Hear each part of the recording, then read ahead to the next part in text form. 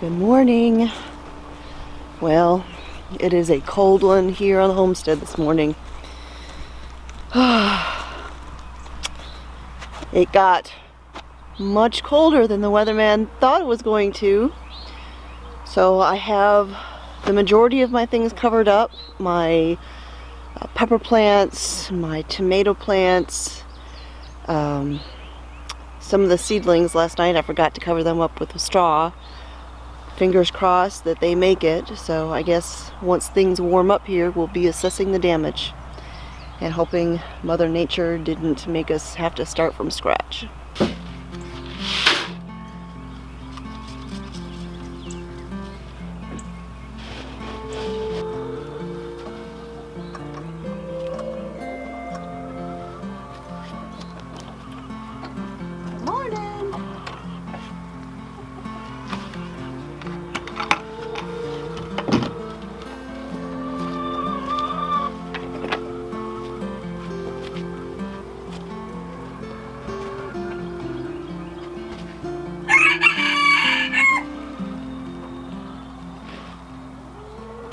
So the chicks that are back there in the brooder coop, I don't open up the whole coop quite yet, not when it's this cold.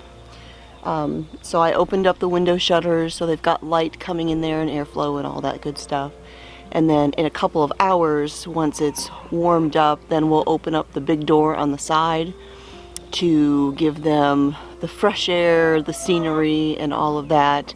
They do have a little bit of a heater in there. It's that ceramic coil heater, but it is so cold this morning. I'm not going to open the big door quite yet. We'll let it get a little bit warmer before we do that.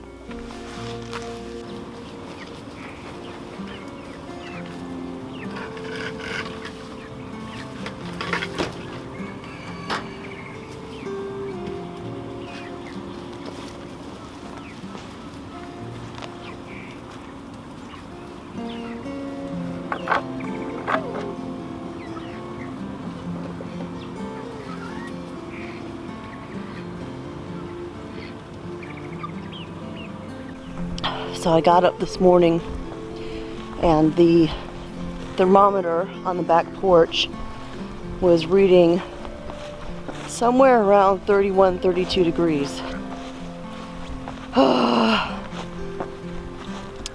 Now our official weather here for Hartselle, you know, they don't have weather stations all over the place. Ours is in Decatur, which is a good little bit from here. I mean, it's in the same county, but it's not that close. And back here behind me, we've got woods, we've got water, and it's always colder here than it is for our official temperature. So officially, the temperature was reading 40 degrees. Not here. I see you, wild bunny.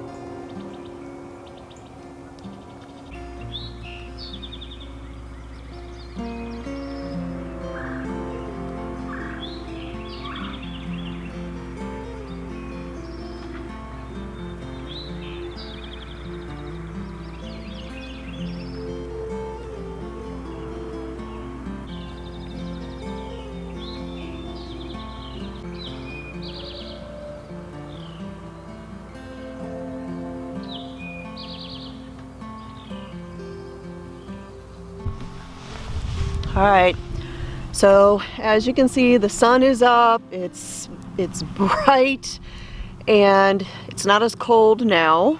It's not at freezing temps anymore. And so I'm out here in the garden and I'm getting ready to uncover all of my plants, and hopefully they all survived.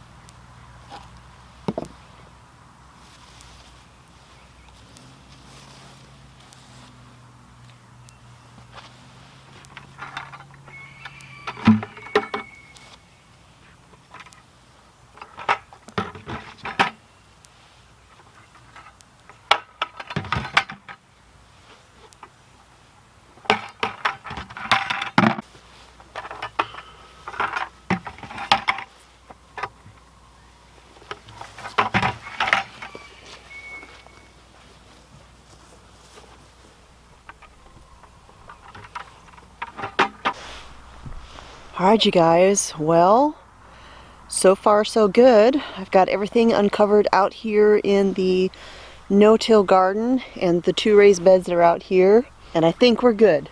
My pepper plants in the bed here are all unscathed. I don't see any wilting, nothing. And my tomato plants over here, all looking good, as is everything out here in the no-till beds. The noodle bean sprouts look good. These peppers here all look fine. So I'm going to go uncover the raised bed garden out front now and check it.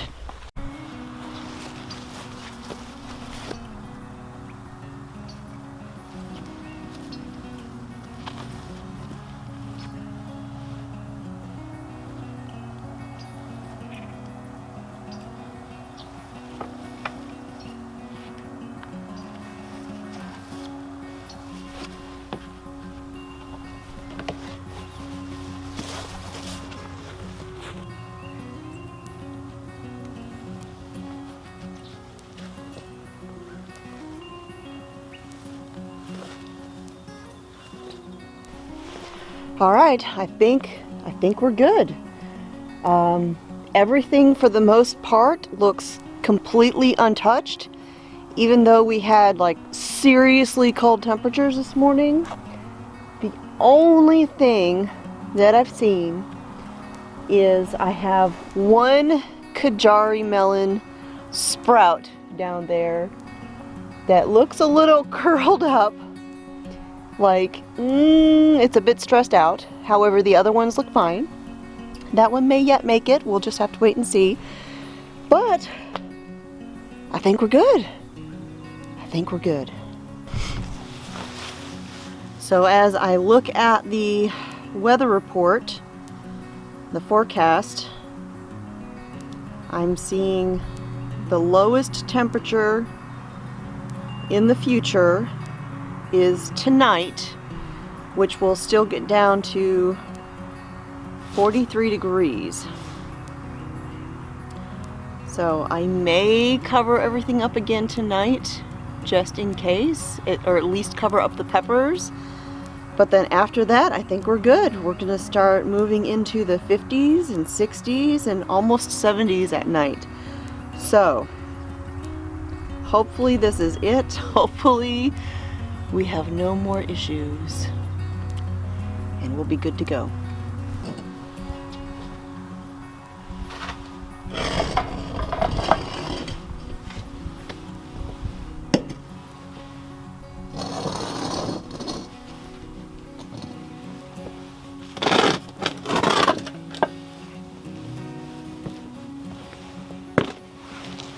So today has been a very busy and productive sort of day. Got a lot done, did a little bit of canning, which I will be sharing in a video a little bit later this week.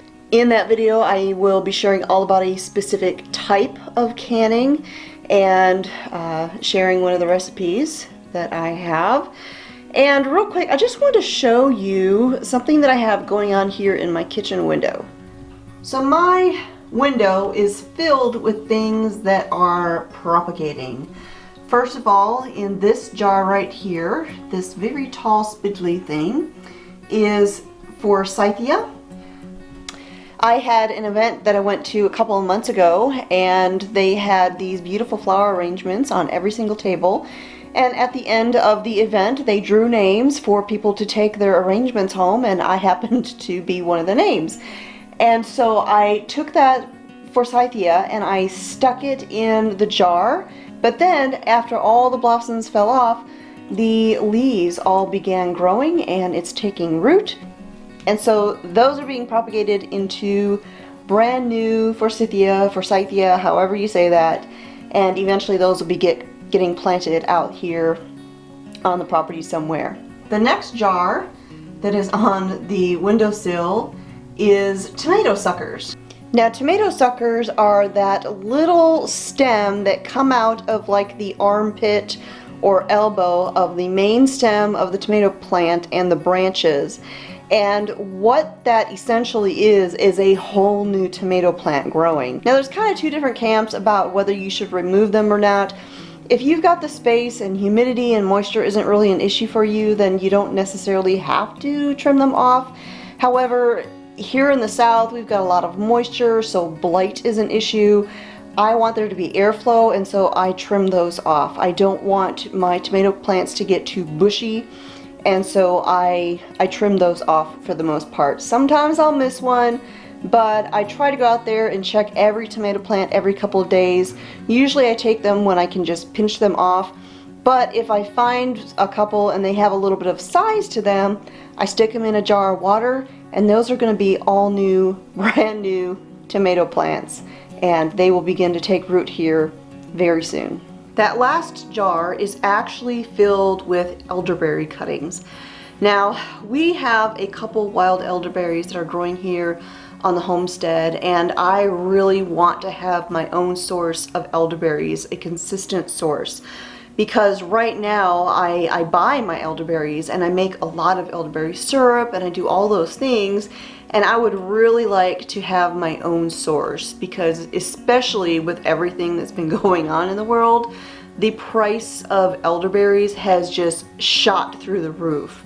And so I have for some time wanted my own source, but now I really want my own source. And I did a little bit of reading, and I found some conflicting information. I had some articles that said you should propagate in the fall when the plants are dormant. Others said you should do it in the spring. Then there were some that said you should take young green tender cuttings. Others said it should be the brown woody pieces. And so I thought, well, it's not going to cost me anything to do this other than the time to go out there, take these cuttings and stick them in some water and change the water out periodically.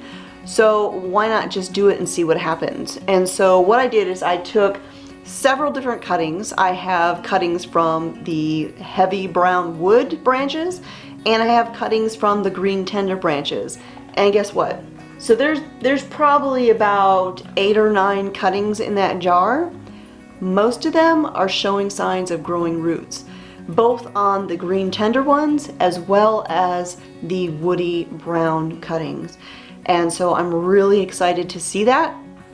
I'm going to give these plenty of time to develop those root buds before I put them into soil. I had heard that elderberries were very easy to propagate, and so fingers crossed that I can get a good, steady, reliable source of elderberries right here on the homestead. And if I can propagate them myself, all the better, because I had actually put in an order a couple months ago at a very well-known nursery and ordered some elderberries, and when it came time for them to do the shipment, they realized they didn't have as many elderberries available as initially thought, and they had to cancel the order of the elderberries and refund me my money, and I was so disappointed.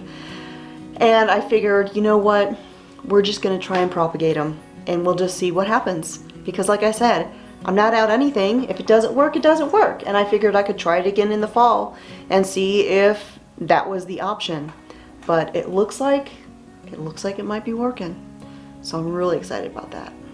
So things are definitely looking up today. Not only did the garden survive that brutal cold this morning, and I mean I was not optimistic when I saw that thermostat or that thermometer out there on the back porch and what it was reading.